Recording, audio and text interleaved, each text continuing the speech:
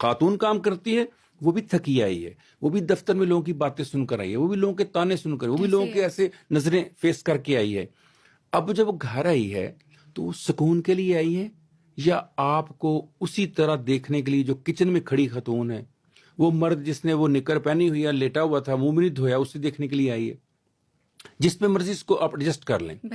اب جب میں اس طرح کی حالت میں اپنی بیوی کو دیکھوں گا, مسلسل دیکھوں گا, اور مجھے سننے کو یہ ملے گا کہ جی کچن میں کام بڑا ہوتا ہے, آپ کے امی ابو کو کھانا دینا ہوتا ہے, آپ ہی کے بچوں کا خیال کرتی ہوں. بھئی وہ بھی تو کرتا ہے, یہ سارے کام وہ بھی تو کر رہے ہیں نا, تم بنا رہی ہو, اسے کما کے کون لا رہا ہے, وہ لا رہا ہے, لیکن اس کی خواہش ہے اس کے ساتھ اس کو بھی ٹائم دو. تم جب وہ آیا ہے 10 منٹ کے بیڈ روم میں جا کر اس کا سامان پکڑو, کپڑے اس کے بدلنے میں مدد کرو, جوتے بدلنے میں مدد کرو, اس کو ٹاول دو, اس کو پانی گرم ٹھنڈا دو. جب اس طرح نہیں آپ کریں گے تو ڈسسیٹسفائیڈ ہوں گے. اس میں ایک اور باریک نکتہ ہے, وہ یہ ہے کہ کچھ ایسے جوڑے ہوتے ہیں جو جنسی تعلقات کی وجہ سے ڈسسیٹسفائیڈ ہوتے ہیں. اس کی ایک بہت بڑی وجہ یہ ہے کہ ہم نے شادی کے بعد تعلقات کو ایک ٹیبو کے طور پہ رکھا, ڈسکس نہیں کیا.